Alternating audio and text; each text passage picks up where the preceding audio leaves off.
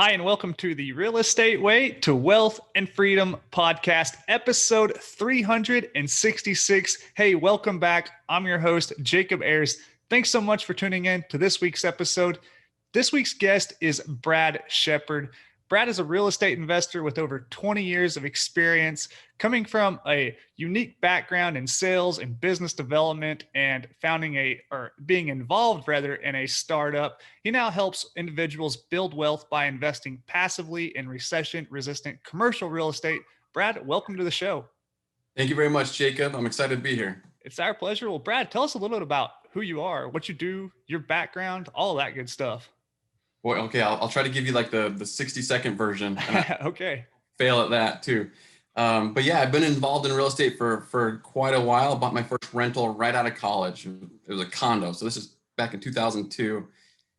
Been involved in pretty much all aspects, most aspects of real estate, from rentals and fix and flips.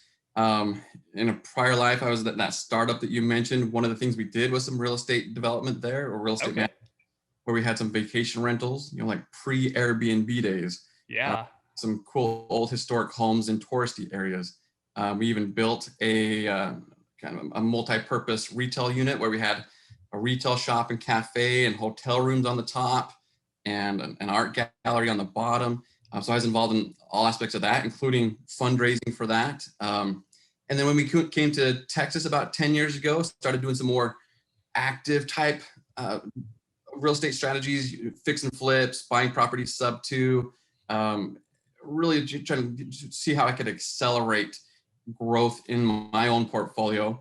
And then, after doing all right there, we still have a small, our own still little suite of single family rentals. Yeah. We started looking at how do we get into some bigger opportunities. So we started looking at the commercial real estate world, primarily multifamily. So that's really where we've been focused for the last 3 years, and what we do now. Where I feel like I found my passion, where I have become a co-sponsor of some large multifamily assets, and then helped really educate potential investors about these opportunities as a really solid asset class, an alternative to the stock market, but a really fun way to get involved in real estate without picking paint colors and tile, dealing with contractors, et cetera, et cetera. So that's what I did the last 3 years. No, that's great. So yeah, like so many people, Brad, you get started in real estate at some point, somehow you get the kind of the bite, or I don't know what they say, like what's the phrase, like the bug bites you or whatever. Yeah, exactly. Yeah, I don't know. But anyways, somehow everybody kind of finds themselves in real estate. And then at some point, people kind of transition to, bigger deals, or, go from the single family to the duplexes, or the duplexes to the fourplexes. So what about like that kind of multifamily space drew you to it? Yes, but particularly, so we're talking about large multifamily. It's the economies of scale and the professionalism of it, to be honest. So nothing against the single family stuff or the duplexes or threeplexes. That's where I built my experience and got a lot of knowledge. I think a lot of people start there, and for good reason. But once you get into the large commercial multifamily space, now you're talking about just different levels of sophistication. That the concept is the exact same. It's essentially a long fix and flip, to be honest. But you're talking about professional sellers, professional brokers, professional property management, full-time handyman and maintenance staff that's dealing with things. And so it's just a much different conversation where when we look at properties, it's an Excel function. We're literally looking through Excel spreadsheets. Of course, we're going to go on site and do those due diligence checks, but it's not a massive fear of what's behind the walls. You're more talking about, this is a business. We're buying a cash flow stream. And so does it make sense as a business function or not? And the property management, these are large organizations. Sometimes they're publicly traded organizations. They know what they're doing. So it's a whole different ballgame as opposed to being your own single family landlord or trying to manage yourself, or have a small little realtor who also does some property management and you're dealing with that stuff. So it's just, I like the economies of scale and the professional aspect of it. Yeah, no, I completely agree. And I like how you kind of break that down. Like the fundamentals are the same with the larger multifamily stuff, right? It's just bigger numbers, bigger, more professional Exactly. deals sometimes. Those fundamentals of, like you said, it's like a long-term fix and flip or maybe a long bird deal, right? Those kind Exactly. of fundamentals are the same, whether it's single family, small multifamily, or even these larger multifamily deals. You just get that economy of scale. So Agree. And so there's nothing that says you have to start in the single family side. You could jump right into the larger deals. The only difference I would say is, I mean, of course, the bigger numbers. So team up. You can do single family rentals by yourself. If you've got a day job and you just want to pick up some rentals or do some flips on the side, you want to live in a flip, cool, you can do all that. But you don't have to. I mean, you could start right with go tackle a 150 unit apartment complex. You just need a team. And that's yeah. one that took me a long time to realize. And I, I was trying to do the lone wolf approach. Once I realized, okay, I want to get in these bigger deals. All right, how do I do this? Turns out, okay, it's about a team. And then it just becomes a team sport, which is actually more fun anyway.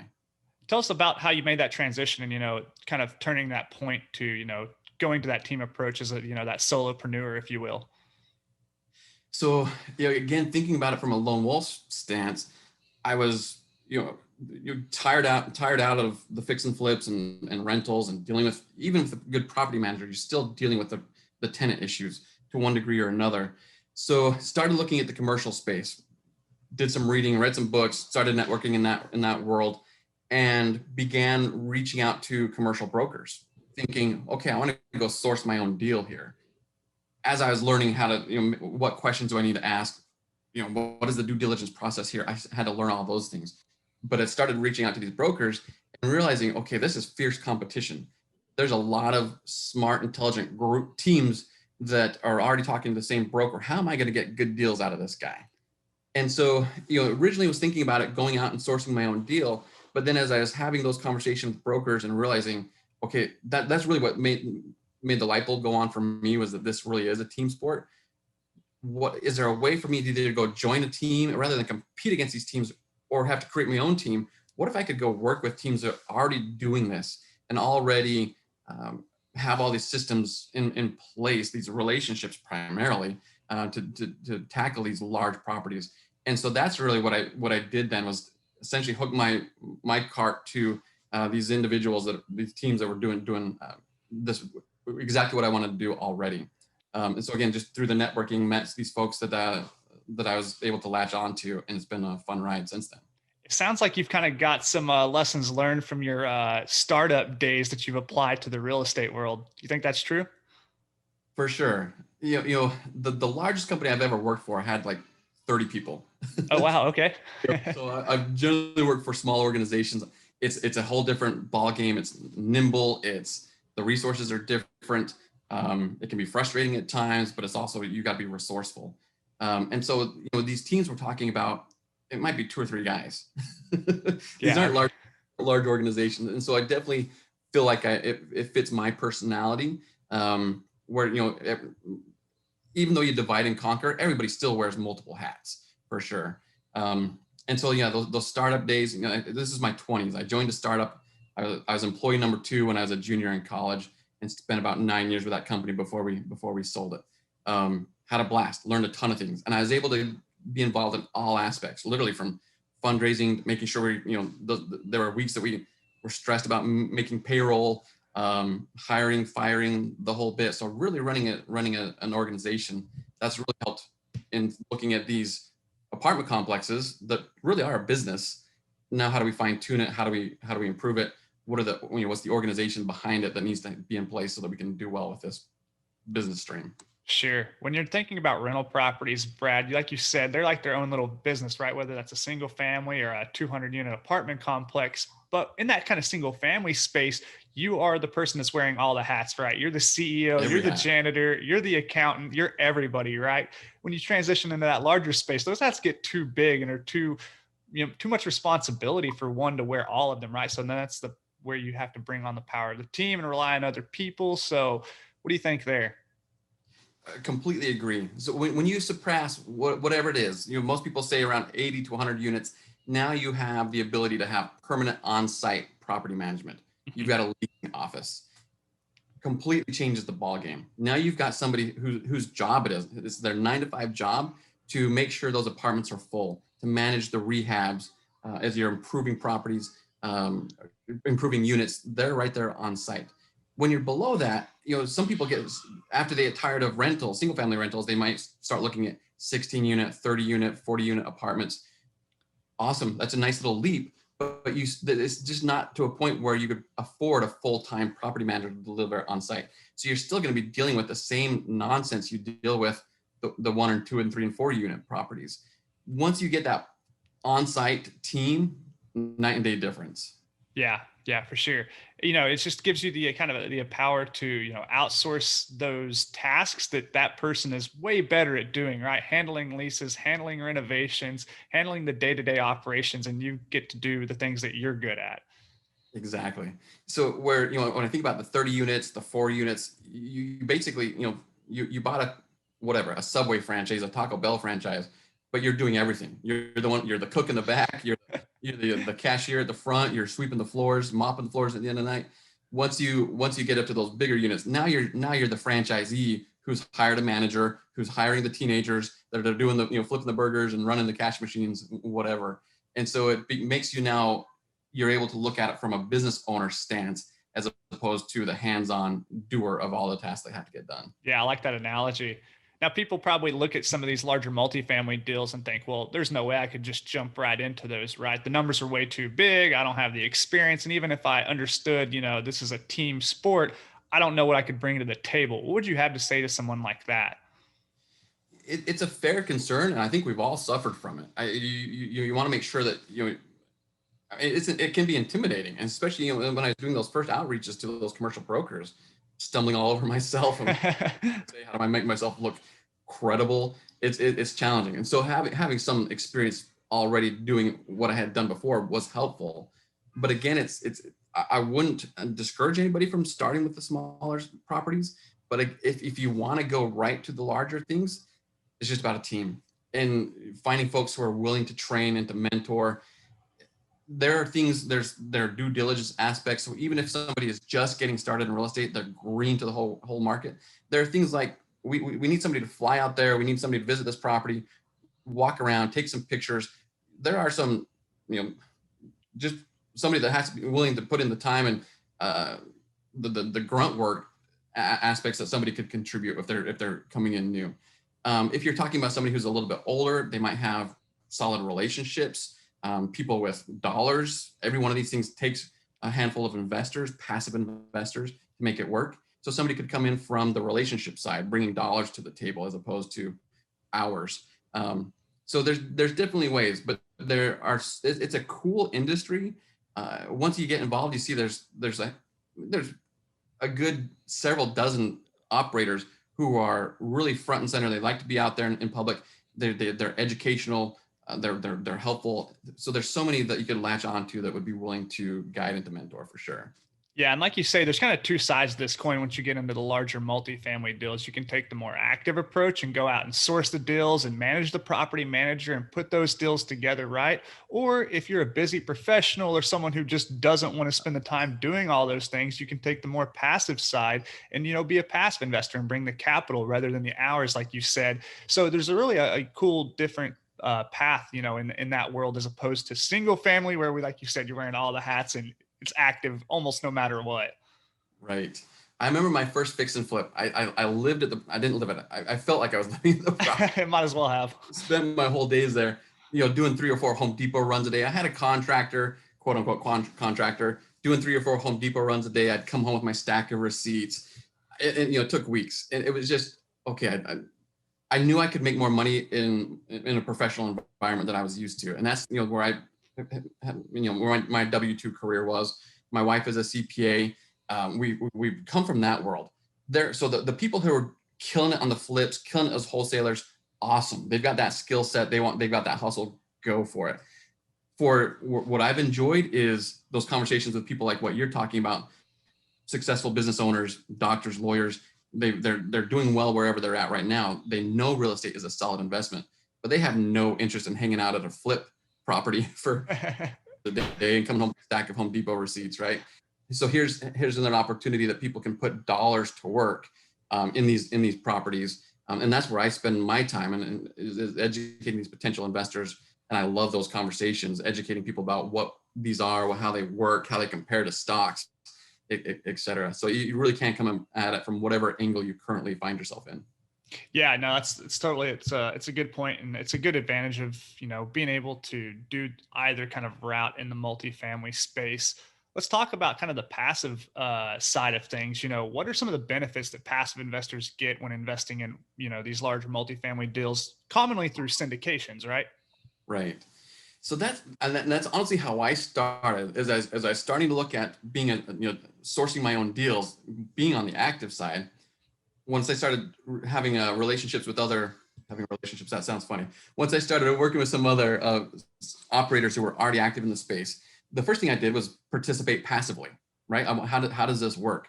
So they had a deal that they were syndicating. I came in as a limited partner, just put up some dollars to participate to see how it went. And it was, I learned a ton just from that. So I could see the paperwork that they were doing, how they were presenting the deals, what the expected returns were. And then after it closed, are those returns actually happening as they were projected? So learned a ton from that. I actually did 3 of those deals passively before I did anything on the general partner side. What I've seen on my experience on the passive investor side and my investors, what we're experiencing is really comparable to what I'm also seeing on my own single family rentals. And when I say single family rentals, I'm including my duplexes and fourplexes in that. Right. Yeah. 12 units. But they've appreciated well. I'm seeing more, I'm gaining more wealth from that appreciation on those properties that are here in Austin and San Antonio. They've done really well that side. So on that sense, they're a little bit more, they might be triples. Where on the investment side, they're doubles, but they're so simple. I spend 0 time on them other than I get a monthly or a quarterly distribution, do the math, and see how my returns are, do the math on the single family side. I'm making way more money on the cash flow with the passive investments with lifting 0 fingers. So for me and where I'm at in my stage of life, I love the passive side because it's just boring. Yeah, sure. Yeah. That's no drama. Yeah, it's easy. People often look at their ROI, right? But then they don't consider what their time is in that component. Exactly. What's your return on time invested, So yeah, you might be getting a triple on those single families, but you are doing everything over there versus Right. those syndications. You might be getting a double, but you look at it 3 times a year, 4 times a year.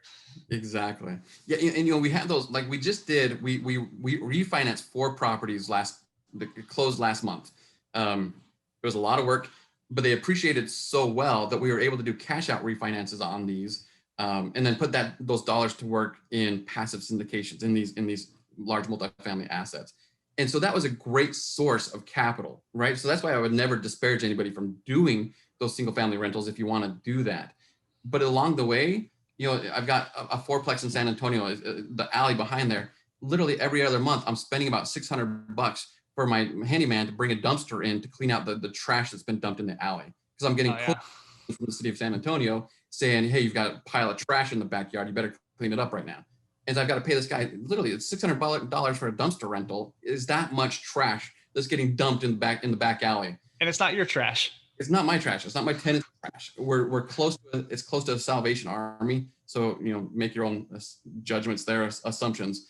And so, I'm dealing with that nonsense. It's I've got 3 of those tenants have been struggling to pay since the pandemic hit. So it's, I've got a good property manager, but I'm still dealing with all the drama with that. Mm-hmm. Where with the passive side, nothing. You don't know what kind of dumpsters are going on at that apartment complex at all, right? Exactly. And that's why I'd much rather take a double with no headaches versus a triple with a ton of headaches. That's a good soundbite right there. Brad, when people are talking about possibly or thinking about possibly investing passively in syndications and in larger multifamily deals, they might be unaware of what capital they can actually put towards it. So they might be just looking at their savings account or their checking account, right? And thinking, okay, what money do I have to put forth towards one of these syndications? But in truth, there are different ways you can fund these. Can you tell us a little about those options? Sure. Yeah. I mean, if you've got somebody who's just got 25, 50 grand sitting in a savings account, okay, we can help you there because that savings account, you're losing money there. Yeah. So, but that, but if somebody's just got a, non-tax advantaged account, they can just write a check for it. Fantastic. We can generate solid returns. For me, my first deal, we did it with my self-directed IRA. Yeah. So IRA money, this IRAs, these dollars came from 401ks from previous employers that I once, was no longer employed, rolled those into self-directed IRAs. I've used that money to buy. The first thing I did there was I bought a rental with my IRA. Looking back, I wish I would have put that money in a passive investment like what we're talking about now. Yeah. Had some investors who have even borrowed out of their current 401k if they've got a lot of dollars in their 401k. I'm not having them cash it out, but they can take a loan against their 401k, and the returns that we're generating on these investments are still, despite the interest they might pay on that 401k loan, are still, it's a solid return to make it worthwhile to borrow, to place in these types of investments. So self-directed IRAs, self-directed 401ks, employer-sponsored 401ks, life insurance. I've got. Oh, yeah, that's another unique one. Yeah. My wife and I started our whole life policies 15 years ago, and those have done well for us. We borrow out of those, and we put those in apartment syndications as well. Yeah, no, that's great. Investors that do that. So yeah, you never know. Home equity loans, you've got people that are willing. You can get creative for sure. Maybe equity in your rental properties, right? Maybe you do have that portfolio of small multis, duplexes, triplexes, single families, whatever. You've got a bunch of equity built in those. Do like you did, refinance and pull out the equity, put in a syndication, right? Absolutely. That's exactly what we did. And I'd encourage it. Yeah, sure. Tell us your thoughts on, investing in stocks, bonds, the 401k vehicle or an IRA vehicle, as opposed to syndications, because you've been involved in both sides of those. So tell us what you like personally. Yeah. I definitely wouldn't say it's an either or. My stance is some people take a hard line. They hate stocks. They want people to get all their money out of stocks. I participated in the Airbnb and DoorDash IPOs this week. Oh, wow. Yeah. Great. They doubled overnight. I'm not going to discourage anybody from taking advantage of those. If you got an employer doing a 401k match, the way I always approached it was I would put in just enough in that 401k to get the match. I saw that as, essentially 100% return, the way that was done where I was. Yeah, I'm going to take those dollars. As soon as I quit that employer, now I'm going to take it out of that 401k and put it into my IRA, so I can do whatever I want with it. For me, I really enjoy the tangible aspect of real estate. The fact that I buy this thing that's an investment, I can drive over to it, put my finger on the wall. This is providing a home for people. There's always going to be a need for that. I know exactly what I've bought. Where if people are putting money into mutual funds, you have to dig deep into a prospectus to find out what your dollars are getting invested into. You have no control. Yeah. And then, when you've got, all of a sudden Russia and Iran decides to start having an oil pricing war, or what, and that affects the U.S. stock market. All right. I don't want my family's future tied to geopolitical nonsense that I have no influence over. You can't understand it. You can't control it. It's like, is that how you want to build your financial future? Right. And we all saw people who were close to retirement in 2006, 2007. Now they go to get a job at Walmart because they couldn't afford to retire because their stock portfolio got wiped out. Mm-hmm. Don't want to be in that position. So I do have money in some stocks, but that's my play money. I see my whole life policy. That's my safe money. Where I really see where I'm growing my wealth is in the real estate investment opportunities. Yeah, sure. Well, Brad, what's some actionable advice you could give someone who's, maybe got a portfolio of smaller multifamilies or even single family properties, is really wanting to turn that corner, kind of grow and scale into these larger deals at kind of a point like you found yourself in at one point? Yeah, I think going in as a first step as a passive investor is really educational. You'll see how the active sponsors are presenting the property, the numbers that they're putting out there. You can learn about how they've done their due diligence. And then you can see how those quarterly or monthly updates are coming, how the cash flows are distributed. You look at the investor portals. You can learn a ton by going in as a passive investor. That's, that avenue may not be open to everybody because most deals do require that the investors be accredited. And so that's a hurdle.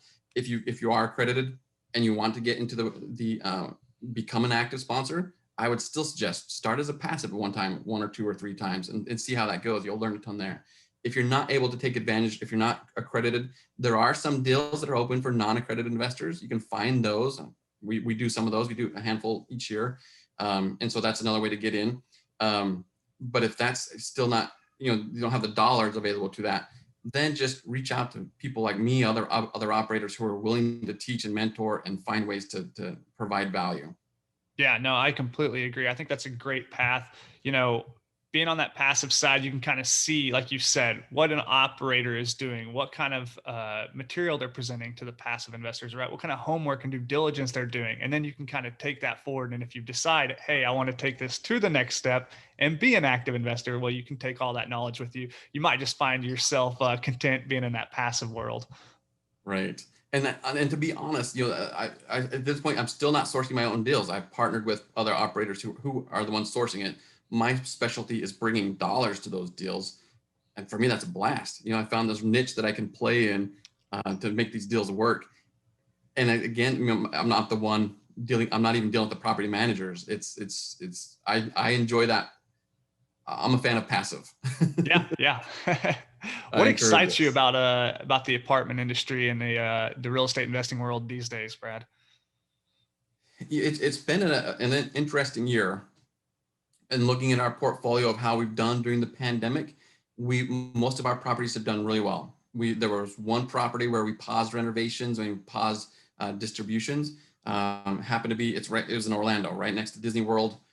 Many of those tenants were Disney World employees, and there was also a lot of small little universities and colleges right around there as well. And when they all got sent home, we lost that tenant population. So we dropped down into like the high 80s. 88% was our lowest occupancy rate. And that was our bumpiest property. So despite the whole global economy coming to a screeching halt, the worst performing asset dropped to an 88% occupancy, well above our break even, still had the ability to make distributions. We were just being extra cautious. We're right back now. We've caught everybody up. We're good. There was no okay, the world's falling apart. People still have to have a place to live. And yeah, we lost the 20-year-olds that went home to mom and dad's house. Moved back home, right? Yeah. Exactly. But there's still plenty of other people in Orlando that need a place to live. And so for me, it excites me that we just proved the case that despite everything else going on, these types of assets do really well in the up or down markets. And just seeing how many people are, jumping into the market right now, the valuations are going higher. It's just a fun time to be in multifamily. Yeah, sure. So, what kind of gets you out of bed with the real estate things? Is it are you numbers driven, or is it, and it means to a lifestyle that you want? What kind of motivates you to do these things? I graduated from college with a finance degree, but I'm not a numbers guy. I like okay. Yep. I understand the financial concepts. I know how to, work a spreadsheet. I thought I was good at Excel until I met my wife, and she's an Excel geek. I mentioned she's a CPA. She's a numbers person. I like being out in front and talking to people, and she could spend her whole day just looking at Excel spreadsheets. I couldn't do that. That would drive me crazy. Yeah.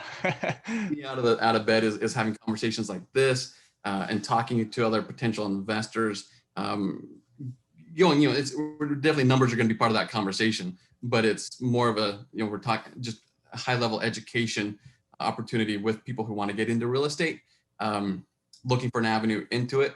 I love the personal interactions for sure.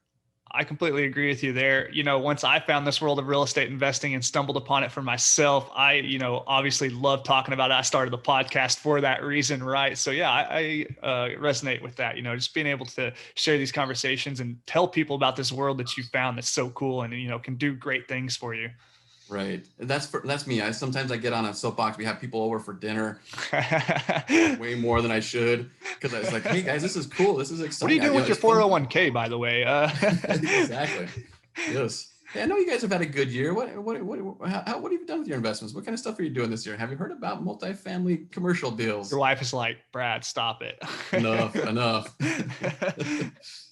Yeah, no, that's great. Well, Brad, tell us about what you're doing these days and what's kind of the future looks like for you and your company. Yeah. So our company is called Sugar House Investments. It's a nod to our Utah roots. One of the cool neighborhoods in Salt Lake City is called Sugar House. So even despite the fact we're here in Texas, we named it that. And that's where I spend my time. I do a lot of spend a lot of time with my current investors as well as the prospective investors. Despite COVID, still doing a lot of networking. So a lot of outdoor coffee meetings these days. Yeah. Investor onboarding calls. So what happens is people learn about us, they come onto our website and say that they're interested in learning more. Well, following SEC guidelines, we need to make sure we have a pre-existing relationship. So we'll get on a phone call, get on a Zoom call, and start getting to know each other. So spend several hours a day talking to potential investors. And to be honest, it's not a 40-hour gig. So it's pretty systematized at this point, but most of my time is spent just visiting with investors. And then as we have new deals come up, I participate in the due diligence. Generally pre-COVID, I would fly out to a property. Now we're trying to do stuff more local, so we can all drive out to these properties, so we can still complete the due diligence. But it's the deals we're talking about. It's not like we're doing multiple deals a month. It's 5 or 6 or 7 deals a year. Yeah. And so as right. that gets, we get more busy around those times when we're getting all the dollars in to be able to close on that. But on a regular day, it's mostly just a handful of prospective investor conversations and fine tuning the website, podcasts, interviews, etc. Yeah. You want to give us kind of your crystal ball perspective outlook of what you see in the next few years in the world of multifamily? Okay. I thought you were going to ask the next few months, and I would say no. No, that's way too hard. Yeah. But who knows what's going to happen in the next few months? But next few years, yes. This is, there's just, so many people are aware. There's aware of real estate. So many people want to get in. Lots of people started in the single family, moving up to the multifamily. So I think we're just going to see valuations continue to rise. It's going to continue to be competitive, even more so. But I think, again, just these are really, truly recession-resistant assets. So just regardless of whatever happens in the global economy or the U.S. economy, these assets are just going to be slow and steady, solid performers. We've had so many years, so many up years in the real estate market. We're due for a decline. Maybe that'll happen in 2021, but I don't see that being very long term. I think you look at 22 and 23, we're going to be right back to, if there was a dip, I think that'll be very short lived. Yeah. No, I find macroeconomics really interesting. Always looking at supply and demand, looking for those imbalances, right? And just trying to, gauge where the market's going and, make sure that we're doing the right thing. Right. Awesome. It's just amazing to me that the pandemic, I mean, literally the global economy came to a screeching halt for several months, and real estate just kept on plugging away, and deals were still being made. The deal flow certainly slowed down. We didn't do nearly as many deals this year as we hoped to or planned on. So that flow slowed down, but it's, again, it didn't blow up. Sure.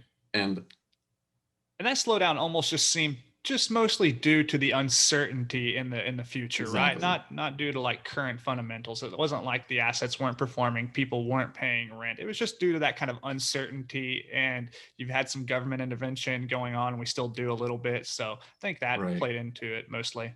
Yeah, I think we were all in shock for a little bit, like peeking out the blinds, like, is the world still there? Like, yeah, for sure. It felt like that. Yeah, it was definitely unsettling for several months. Well, Brad, it's been a fun conversation. We wrap up every one of our interviews with a lightning round, just a series of questions we fire at you. Are you up for it? Ready. Let's do it. Awesome. The first question is, what was your biggest hurdle getting started investing in real estate? And then what'd you do to overcome that? Biggest hurdle. I was fortunate in my first purchase was a condo. My boss / partner at the time was willing to be my bank. So when I was looking at how to qualify for a loan, that was, that's generally people's biggest hurdle. had a conversation with him that I was looking, and turned out he was willing to be my lender on that. So right out of the gate, learned a lot from that. So most people are going to say dollars. Yeah. Yes, I was fortunate to know somebody, but we all know somebody has dollars to lend. So it's dollars, but then start talking to people who might have the potential to help you do some creative financing. Don't let dollars get in your way. Yeah. Yeah. I like that. Well, Brad, do you have a personal habit that contributes to your success? Thinking of several, but it's continuing education, constant education. Whether it's, I used to read more books. I have 2 kids now. Finding time to actually sit down and read is more challenging. So I turned into a podcast guy. Thank you for doing it. Yeah, thank you. It's been really helpful. And then audiobooks for sure. It's one thing to find some time to listen to something as opposed to sitting down and reading these days with my little kids. But yeah, just making sure that you're always learning. That's not to say there's not time for entertainment and some garbage nonsense every once in a while. We all have our guilty pleasures, but it should be you should be learning something new every day, one way or another. Yeah, completely agree. Brad, do you have an online resource you find valuable in your day to day? I was many years into my real estate career before I came across Bigger Pockets. Mm-hmm. I did learn a ton from there, especially when I came to Texas and wanted to get into some more of the active strategies, creative financing, sub-2, BRRRRs. Bigger Pockets was really helpful. And despite the fact that they primarily focus on single family resources, there's a ton there for multifamily as well. And that's in fact where I have met a lot of multifamily operators too. Yeah, definitely so. Brad, what book would you recommend to the listeners and why? One that I frequently go back to, and I practice it I try to do it on a morning basis. I even have my schedule written up over here on my wall. Comes from Hal Elrod's Miracle Morning book. Yeah. Are you familiar with him? Yeah. So the Savers, right? The Savers. That's right. He's a fellow Austinite. That's right. So, just having that morning routine, getting up early enough so that you can get through that. That can be a time where you educate yourself, have a little time to yourself before the kids get up. That can be really, really beneficial. So that's about, what to recommend. That's a book that, it's here on my shelf, but I'm using it every day in the practice that he recommends. So I certainly recommend that one.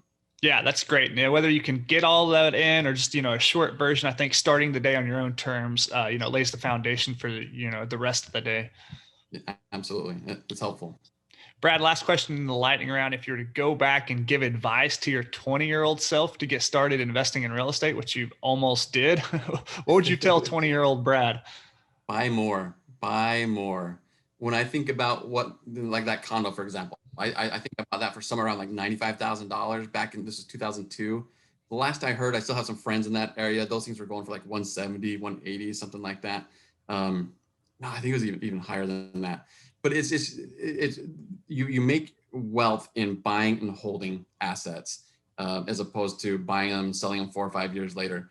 Buy more, hold on to them. The sooner the better. There's truly a cost. It is actual dollars. There is a cost to waiting. So the longer, for sure, the higher that cost is. So buy and buy more.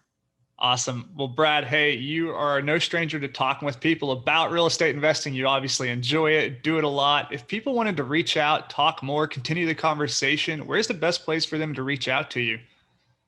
Best place to find me, and we certainly encourage it. We welcome it. It's my job, so I do enjoy it. The best place to find us is at sugarhouseinvestments.com. On our website, you can find my email address there, or just put your email address in there and find out more about our deals that we put out in front of our database. So yeah, sugarhouseinvestments.com. That's the best place to find us. Awesome. Well, as we're wrapping up here, is there any parting piece of advice that you'd like to leave with the audience members? Get going, get started one way or another, whether it's by yourself or with a team. Find a partner, find some dollars. There's always ways to overachieve any obstacle. I love it. Well, Brad, that's sugarhouseinvestments.com if people want to reach out there. Are you active on any social media channels or Bigger Pockets, et cetera? Yes, all those, LinkedIn, Facebook, Bigger Pockets for sure. You can find me there as well. Awesome. Well, Brad, hey, thanks so much for coming on the show. It's been a lot of fun talking with you. Look forward to having you back on in the future. All right. Thank you very much, Jacob. Thank you. Take care. You too.